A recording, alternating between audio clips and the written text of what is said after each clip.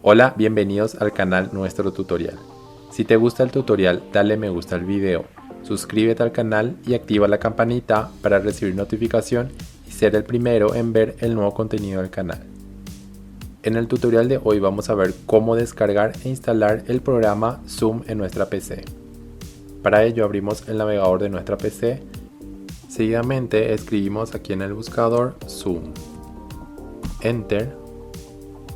Y aquí tenemos la primera página que nos figura, es la página oficial del programa Zoom.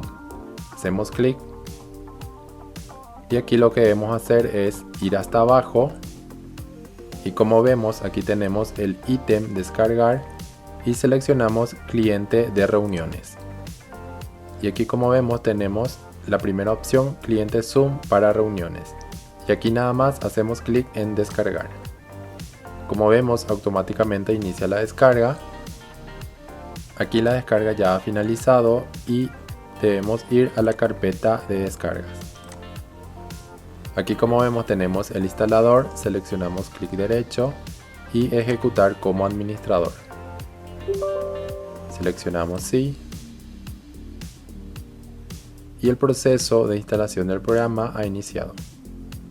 Y aquí como vemos el proceso de instalación ha finalizado. Aquí debemos verificar este ítem que automáticamente estaría iniciando el programa de Zoom al iniciar el sistema operativo. En mi caso no lo quiero, lo voy a desactivar y seguidamente selecciono OK. Bueno, aquí como vemos ya tenemos el programa de Zoom instalado en nuestra PC. Y con eso terminamos el tutorial por hoy. Si tienes alguna duda, no olvides que puedes dejarlo en los comentarios.